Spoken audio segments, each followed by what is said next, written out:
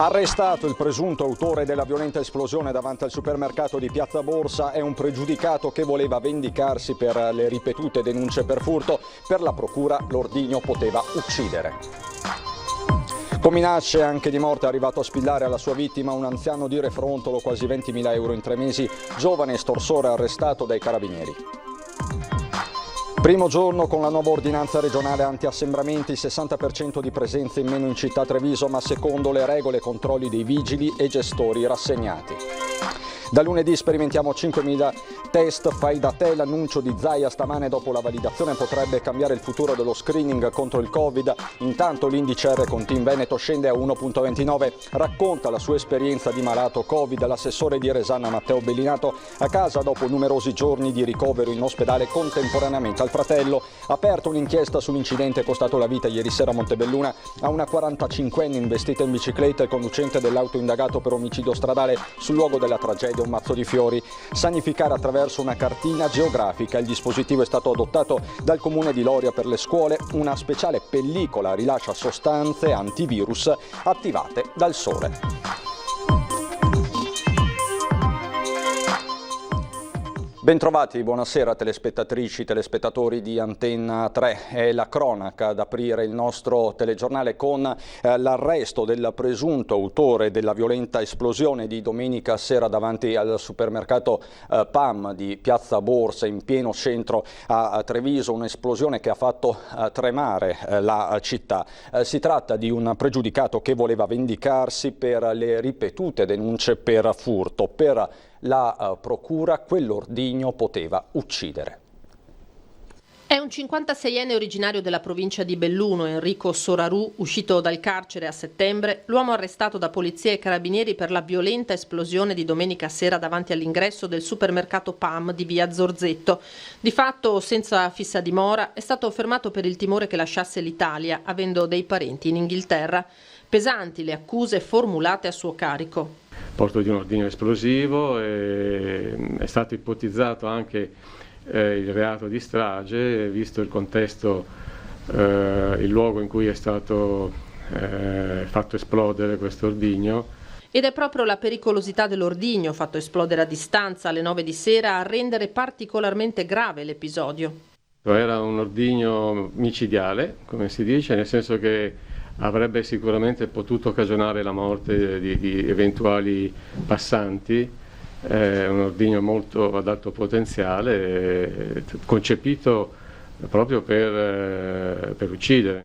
Non un ordigno rudimentale che poteva fabbricare da sé, secondo gli inquirenti, ma qualcosa di più elaborato su cui le indagini stanno proseguendo per capire come Soraru se lo sia procurato. Solo per un puro caso, a quell'ora nessuno passava di lì. L'obiettivo era danneggiare il supermercato. L'autore del gesto nutriva dei sentimenti di vendetta, acrimonia nei confronti della gestione o quantomeno della direzione del supermercato PAM.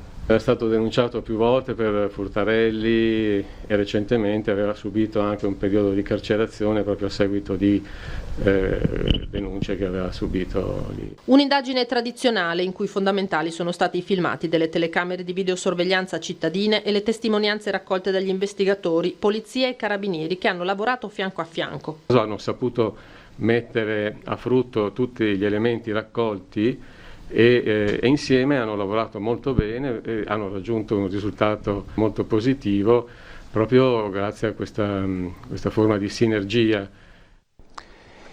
Indagini serrate e in tempi record, anche per questo il sindaco di Treviso Mario Conte parla di un grande risultato.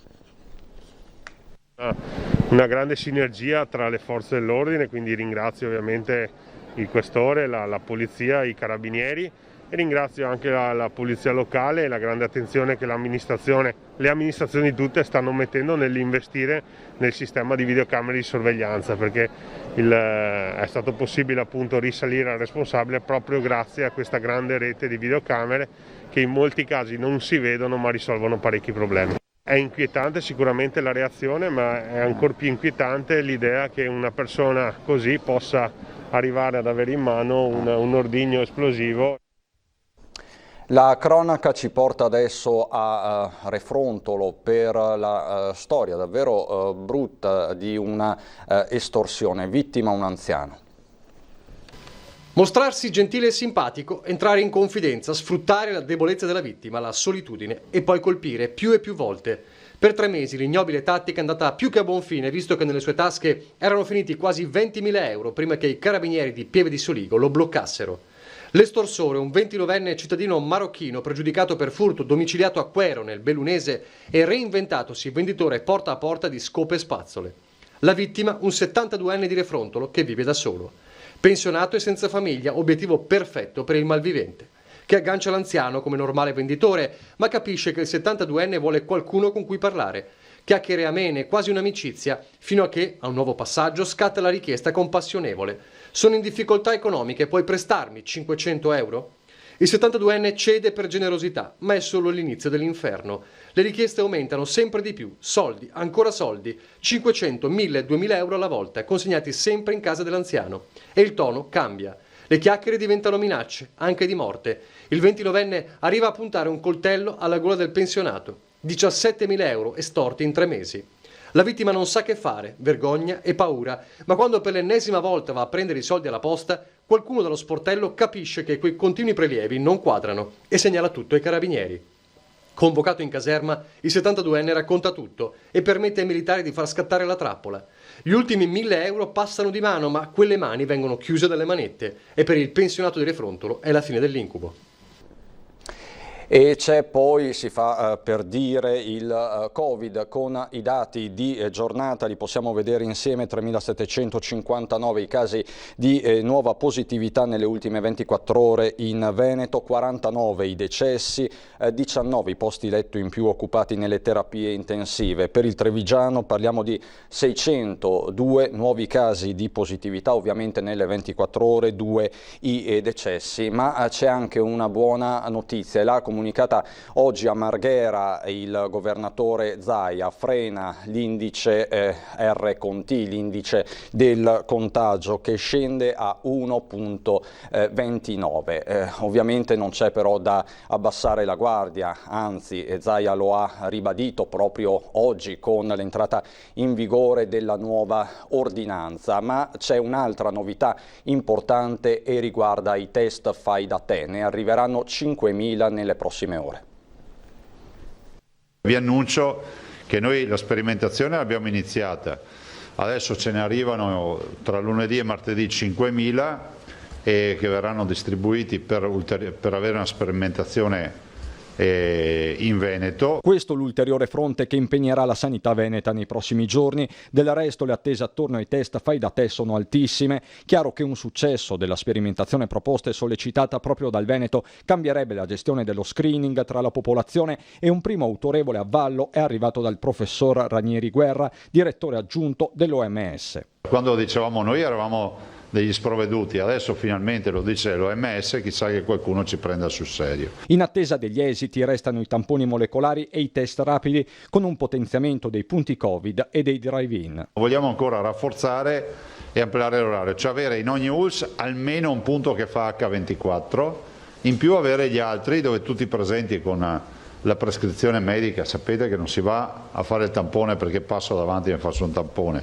ma ci deve essere la prescrizione. Lo fai con dalle 7 alle 19. E questo nel giorno in cui la macchina sanitaria veneta ha effettuato più di 50.000 tamponi, un record che forse ha consentito al Veneto di rimanere in fascia gialla, contrariamente a Friuli ed Emilia Romagna. Più che un successo per Zaia, uno scampato pericolo che deve responsabilizzare anche nei confronti del rispetto della nuova ordinanza contro gli assembramenti. Invito di capire che non abbiamo vinto nulla, non siamo i primi della classe, non è un gioco a premi. Non abbassate la guardia, fate sto sacrificio, chiedo ai tanti giovani. Sacrifici che riguardano soprattutto alcune categorie economiche, ma il messaggio è chiaro. A me spiace un po' per gli operatori dei centri storici, ma non avevamo alternative, cioè l'alternativa è chiudere tutti.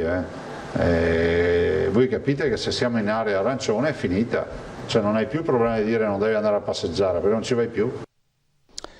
Primo sabato con le nuove restrizioni dunque e i trevigiani sembrano aver rispettato queste nuove misure. A dirlo anche i dati diffusi dalla polizia locale, 60% di presenze in meno in centro città rispetto a sabato scorso. Identificate una cinquantina di persone che passeggiavano ma tutte con mascherina e una motivazione.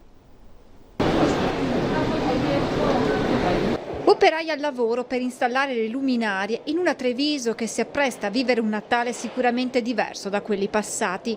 E anche questo sabato ha un'atmosfera particolare, il primo con la nuova ordinanza regionale che consente di svolgere attività motorie e passeggiate al di fuori di strade e piazze dei centri storici. E i trevigiani sembrano aver rispettato le misure. Il movimento certo non è mancato, soprattutto in tarda mattinata, con molti cittadini che hanno raggiunto il centro per qualche commissione, tutti però con mascherine indossate e senza particolari assembramenti. Io vado a pagare il telefono perché non sono riuscito sul terminale. Ci voleva questa stretta, ancora di più. Io mi ritiro alle 17 di sera col tramonto. Ma è soprattutto chi in centro lavora ad aver notato con molta amarezza il calo di presenze. C'è meno movimento, essendoci molti centri commerciali e molti negozi grandi chiusi e quindi giustamente c'è anche meno gente. Vi preoccupa un po'? Sì, ci preoccupa, però vista la situazione è giusto, se è l'unica soluzione è giusto adeguarsi. Malissimo. Poca gente. Non c'è nessuno, comincia a muoversi adesso ma non si può lavorare solo un'ora. Stamattina non c'era nessuno, d'altra parte se consigli vivamente di stare a casa la gente non esce. Fateci morire con tranquillità senza darci nessun aiuto, siamo qua. Vicino ai commercianti il sindaco Mario Conte, che già di prima mattina ha girato per le vie del centro, prima al mercato, poi tra le piazze per vedere di persona la situazione. L'obiettivo dei sindaci è quello di vedere le proprie città piene. Oggi invece vedo una città semivuota che dal punto di vista sanitario è un bel messaggio che i trevigiani stanno dando. Ovviamente il primo pensiero va ai commercianti, ai banchi del mercato che oggi non hanno potuto venire, a tutte quelle persone che in realtà con i turisti, con i cittadini ci lavorano e mantengono le proprie famiglie. Quindi ci piange il cuore, però devo dire che la città ha risposto bene. Alle 15 poi nel pomeriggio sono scattate anche le nuove regole per i bar con il consumo permesso soltanto al tavolo e sono scattati pure i controlli, 3 le sanzioni levate dalla polizia locale di Treviso nei confronti di 3 uomini pakistani che mangiavano in piedi davanti a un kebab di via Roma, per loro 400 euro di multa ciascuno, segnalato pure il titolare. L'umore degli esercenti è sospeso tra rabbia e rassegnazione. Sentiamo. La gente non ha capito cosa vuol dire non poter passeggiare per Treviso, quindi comunque sono rimasti a casa perché sono completamente una cosa fatta perlomeno a caso, nel senso dovevano specificare meglio cosa voleva dire non passeggiare. C'è stata molta meno gente rispetto allo scorso weekend, abbiamo notato il calo, diciamo un 30% in meno e aspettiamo che tutto questo passi. Alle prese con la nuova ordinanza regionale i baristi trevigiani, sospesi tra rassegnazione ed esasperazione, si sono adeguati, come mostra anche questo cartello. Cliente avvisato, quindi mezzo salvato anche da eventuali sanzioni, vista pure la presenza abbastanza massiccia di forze dell'ordine. Certo, non sempre il messaggio è chiaro. C'è chi capisce, chi è comprensivo e chi invece no. Non capisce. E a questi rispondete con il sorriso, cosa dite? Con i modi più dolci possibili e con tanta pazienza. Facciamo accomodare tutti i clienti al tavolo e cerchiamo di fargli mantenere le distanze. È un'impresa facile, difficile, si adeguano? A volte ci ascoltano, a volte no. Molte volte no. I più si dimostrano rispettosi come questa comitiva di ragazzi. Seduti con i nostri drink, se beviamo, se abbassiamo la mascherina per bere basta, però tutti quanti seguendo le regole. Non è facile restare a casa tutti i giorni, tutto il giorno, anche perché insomma siamo giovani e dovremo vivere la nostra vita come da giovani. Si sta a casa, si esce un po' prima, ci si trova in ambienti più vicini e si va a casa prima, insomma. È più difficile anche stare insieme, devo dire la verità. Usciamo adesso e andiamo via fra un'ora, quindi per obbligo delle 6:30. Poi serata finita. Esatto, alle 6 tutti a casa di nuovo. Rimaniamo a Treviso, dove il mercato settimanale si è tenuto ma in forma ridotta, così come in tanti altri luoghi della Marca. Signori, buongiorno, entrata, senso unico, uscita in fondo. Ok, mascherina sempre addosso, mi raccomando. Volontari della protezione civile a presidiare le entrate e le uscite dando indicazioni ai cittadini, agenti della polizia locale a controllare che tutto si svolga regolarmente. Si presentava così il mercato del sabato a Treviso dopo l'ordinanza firmata dal sindaco Conte, solo bancarelle di generi alimentari distribuite esclusivamente in piazzale Burchiellati. Le immagini che potete registrare dimostrano come effettivamente la situazione sia assolutamente sotto controllo. Abbiamo ridotto il mercato a solo alimentare, quindi ci sono esclusivamente le 22 bancarelle che vendono alimenti e quindi la presenza delle persone si è notevolmente ridotta. La presenza della polizia locale, come potete ben vedere, è assolutamente presente, per cui direi che la situazione è sotto controllo e non ci sono assolutamente assembramenti. Per alcuni cittadini è stata una sorpresa non trovare le consuete bancarelle, altri invece erano preparati alle novità. Sapevate della nuova organizzazione del mercato che oggi ci sarebbe? No. Non lo sapeva di trovare anche le altre bancarelle? Sì, dal momento che ci sono queste era bene che fossero anche le altre, perché queste sì e altre no. Oggi va bene così. Era giusto? Secondo me sì, perché ne stavamo un po' approfittando, un po' tutti. Visto come vanno le cose, cerchiamo di restare fuori da quello che è il peggio. Era così bello, però se è per la nostra salute. Amarezza anche tra gli esercenti. Siamo tornati indietro perché anche quest'estate si è festeggiato alla grande senza pensare più poi e lo stiamo pagando tutti. C'è un po' meno, la gente è un po' disorientata, questa signora mi diceva che doveva prendere dei vestiti, qualcosa, delle maglie e si è trovata un po' disorientata. Mi dispiace tantissimo per i nostri amici che vendono i fiori, perché avevano già pronto tutto per oggi. Intanto a Montebelluna ha sospeso il mercato maggiore di mercoledì. Anche il comune di Roncada ha deciso di rinviare l'appuntamento settimanale del lunedì. A Ponte di Piave invece tutto si è svolto regolarmente, con entrate e uscite controllate dai carabinieri in congedo. In sopralluogo anche il sindaco Paola Roma. Ha raccontato la sua esperienza di malato Covid ai nostri microfoni. Matteo Bellinato, assessore di Resana e anche imprenditore, e ha voluto lanciare un appello forte e chiaro ai cosiddetti negazionisti. Dal letto di ospedale una decina di giorni fa aveva voluto mettere in guardia dal Covid, virus subdolo e silenzioso, e aveva chiesto a tutti di fare attenzione, di rispettare le regole. Ora è tornato a casa Matteo Bellinato, assessore comunale a Resana, ancora in isolamento, in attesa di negativizzarsi. In collegamento con il nostro studio ha raccontato le prime avvisaglie del virus, la stanchezza, poi la febbre. Fino a che il giorno 2 di novembre ho dovuto dire alla mia compagna di chiamare assolutamente l'ambulanza perché non respiravo. Se respiravo sembrava di respirare fuoco. È stata un'esperienza drammatica, perché comunque io stavo salendo in ambulanza. Mio fratello, che è a Bologna e non vedo da un mese, è ricoverato anche lui per la stessa patologia.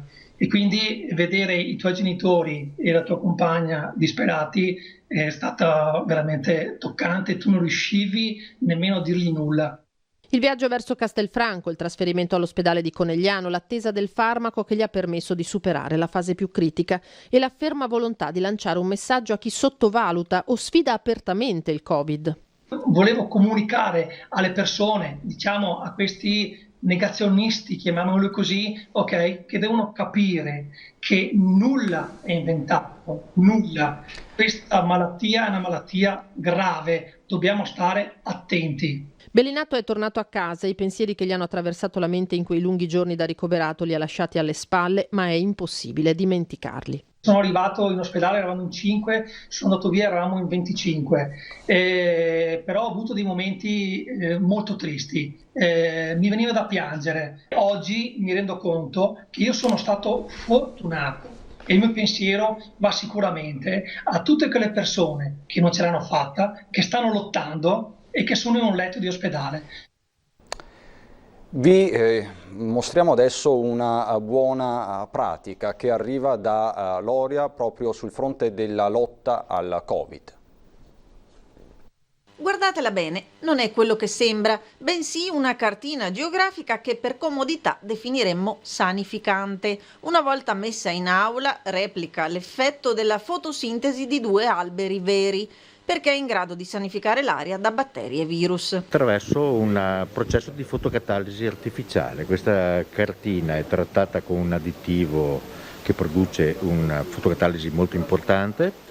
Una volta colpita da una sorgente luminosa, quale può essere il sole, questa cartina è in grado di eliminare tutte le sostanze inquinanti organiche e inorganiche che gli passano vicino, fra i quali batteri, virus. Un dispositivo made in Veneto, la cui efficacia, testata in laboratorio, e l'abbattimento dei costi per la sanificazione ha fatto sì che venisse adottato dall'amministrazione di Loria per 46 aule di scuola. Ci abbiamo creduto fin dall'inizio per 2 motivi. Uno, per il discorso chiaramente dei costi, perché un pubblico amministratore deve comunque sempre far conto su quello che ha a disposizione, e secondo sul fatto che sia una sanificazione naturale. Fare didattica con le finestre aperte con questo sistema ci permetterà anche di fare didattica con finestre chiuse, non ci sono più problemi di areazione. Oltre alle cartine geografiche sono state fatte con lo stesso sistema anche delle pellicole semitrasparenti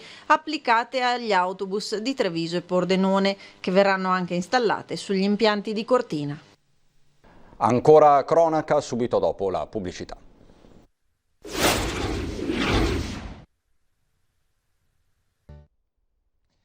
Di nuovo in studio per andare a Montebelluna, dove ieri sera è stata investita e uccisa una donna di 45 anni. Il conducente dell'auto è indagato adesso per omicidio stradale. È indagato per omicidio stradale il cittadino di origini marocchine che ieri sera a Montebelluna ha travolto e ucciso una 45enne del posto, Margherita Salomon, mentre in sella alla sua bicicletta percorreva via Bassanese in località Posmon. La Procura della Repubblica ha aperto un'inchiesta. Dei rilievi si è occupata la polizia locale, che ora dovrà fornire al magistrato tutti gli elementi per accertare eventuali responsabilità del conducente dell'auto, una Mercedes classe A. Un compito non semplice, non essendoci testimoni oculari del sinistro. L'incidente è in questo punto, davanti all'officina di un gommista, forse per la scarsa visibilità, forse per una distrazione. L'auto ha investito la ciclista che di fatto è morta sul colpo. Una strada trafficata, soprattutto a quell'ora, priva di pista ciclabile o di uno spazio delimitato per le biciclette. Immediata la chiamata ai soccorritori, ma la donna, sbalzata sull'asfalto, era già morta. Sul luogo dell'impatto, dove c'è ancora la fettuccia utilizzata dai vigili per delimitare l'area, qualcuno ha deposto dei fiori. Margherita Salomon viveva con la madre anziana in via San Carlo e svolgeva piccoli lavori in zona. La famiglia dovrà attendere il nulla osta del magistrato per fissare i funerali.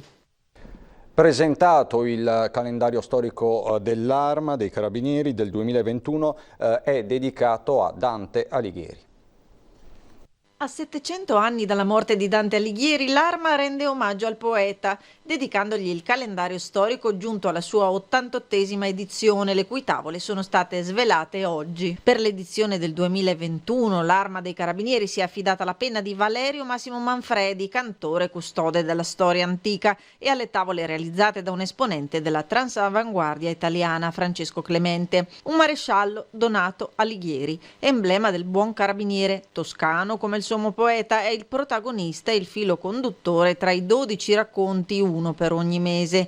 Alighieri, colto fino al punto di conoscere a memoria l'intero poema, narra di vicende verosimilmente accadute nel suo percorso di carriera e nelle diverse esperienze operative maturate, recependo le parole di Dante come fonte insostituibile di ispirazione per coraggio, inventiva e generosità, caratteristiche proprie agli uomini dell'Arma. La tiratura del calendario sarà di oltre 1 milione di copie, di cui circa 10.000 in lingue straniere. Andiamo adesso a Belluno.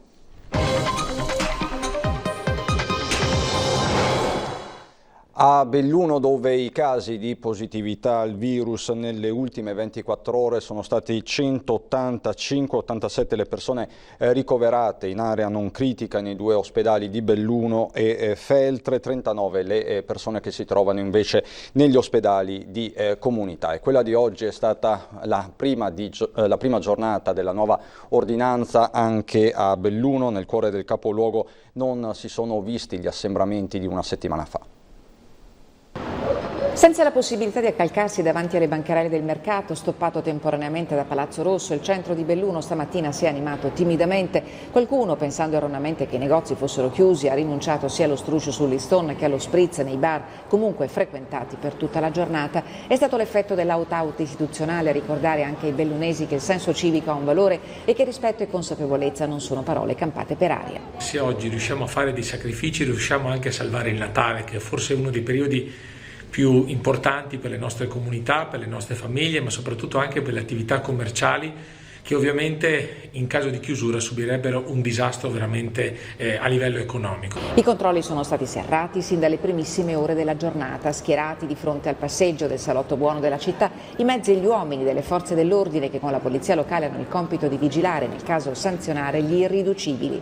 Tutti seduti e nessuna consumazione al banco a partire dalle 15. La regola contenuta nell'ordinanza regionale è stata rispettata senza alcuna obiezione. Qualche mugugno comprensibile fra i commercianti che oggi hanno usato i social per ricordare a tutti che lo shopping è consentito in sicurezza, ingressi contingentati, igiene delle mani e mascherina d'ordinanza. Gli appelli rinnovati dei rappresentanti delle istituzioni bellunesi contengono messaggi di solidarietà e vicinanza a chi opera nelle strutture sanitarie che sono sotto pressione e a chi in questo momento combatte il Covid in un letto d'ospedale. Volevo anche cercare di dare un segnale di solidarietà e vicinanza alle persone che stanno male, che sono positive. Non abbiamo sicuramente bisogno che nessuno punti il dito contro di loro. È chiaro che stanno vivendo un momento difficile, dobbiamo per loro mostrare solidarietà e vicinanza. Ma ci sono anche segnali di fiducia, come quello lanciato da TIB Teatro, che ha presentato comunque, nonostante tutto, la stagione teatrale. Ci saranno le metafore mitologiche legate alla leggenda del Minotauro e le coccole avvolgenti che declineranno il tema dell'accettazione della solitudine dei bambini, ma anche Cenerentola e Biancaneve in versione moderna, spettacoli a teatro, teatro a scuola, laboratori, formazione per gli educatori. Dal 13 dicembre, in un anno difficilissimo, a Belluno il teatro prenderà di nuovo vita. Un atto di coraggio perseguito con pervicacia e intraprendenza, afferma l'assessore alla cultura Marco Perale, dando a TIB Teatro il merito di aver osato, annunciando un bando di Palazzo Rosso entro fine anno per il settore che è rimasto al palo. In videoconferenza dalla Casa delle Arti plaude anche la neopresidente della Fondazione Teatri delle Dolomiti, Tiziana Pagani Cesa. Abbiamo bisogno di ottimismo e il TIB lo sta dimostrando in maniera così professionale e così convinta di andare avanti, ma pensare che si possa ricominciare a dicembre a occupare i teatri anche con i numeri ridotti è comunque un segnale di grande ottimismo per il futuro del teatro. La 28ª edizione della stagione di teatro per le nuove generazioni Comincio dai 3 ricomincia in sicurezza. Abbiamo deciso di affrontare il maggior rischio di impresa con il supporto della Fondazione Teatri del Comune nel rispetto delle regole, ha spiegato Daniela Nicosia, che di TIB Teatro è l'anima. Devo dire che una proposta culturale quale Comincio dai 3, ancor più nell'attuale scenario, rappresenta veramente una risorsa per la comunità, le scuole, i ragazzi, le famiglie, tutti provati da questo forzato isolamento. La passione sta in un progetto educativo fatto di linguaggi espressivi dedicati e praticati nel territorio, di proposte trasversali che operano anche nella prevenzione del disagio per condividere istanti di bellezza. La sicurezza sarà garantita nel rispetto delle norme vigenti. Per le domeniche a teatro l'invito denso di delicatezza è quello di colmare i distanziamenti fisici con orsacchiotti e peluche che i bambini potranno far accomodare tra loro e i genitori. Ed è stata presentata anche a Belluno la nuova edizione del calendario dei Carabinieri. Ad anticiparci i contenuti è la comandante della compagnia maggiore Emanuela Cervellera. Ormai è la 81esima edizione del calendario storico dell'Arma dei Carabinieri. Quest'anno rendiamo omaggio al poeta che ha inventato la lingua italiana e l'ha plasmata per mezzo della Divina Commedia, Dante Alighieri. Lo facciamo a 700 anni dalla sua morte, e andiamo in parallelo tra la Divina Commedia e i compiti dell'Arma dei Carabinieri. Lo facciamo per mezzo dei racconti del maresciallo Donato Alighieri, un maresciallo toscano che conosce a memoria la Divina Commedia e ne riprende dei passi per poter raccontare meglio ciò che l'Arma dei Carabinieri fa. Non ci sono aggiornamenti dell'ultima ora da Treviso e Belluno e quindi è tutto anche per questa sera. Vi ringrazio per l'attenzione, adesso ci sono le previsioni del tempo, buon proseguimento di serata.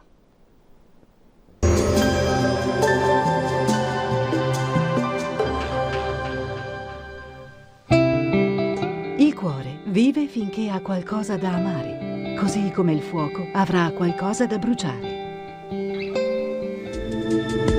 Bentrovati al meteo.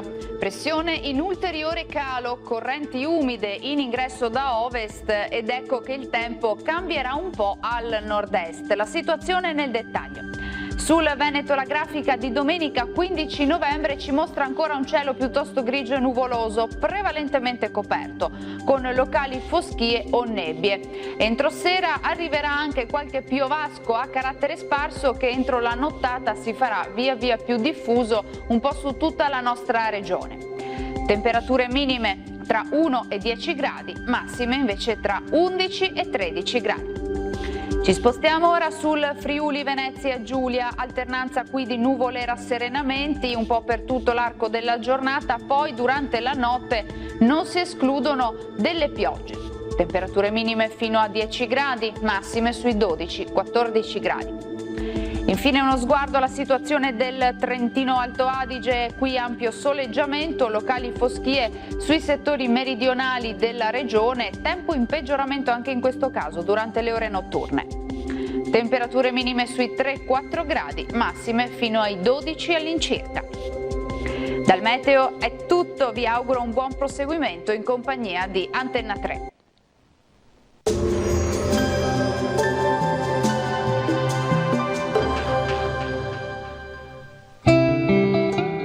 Il talento è scintilla, il genio, fiamma.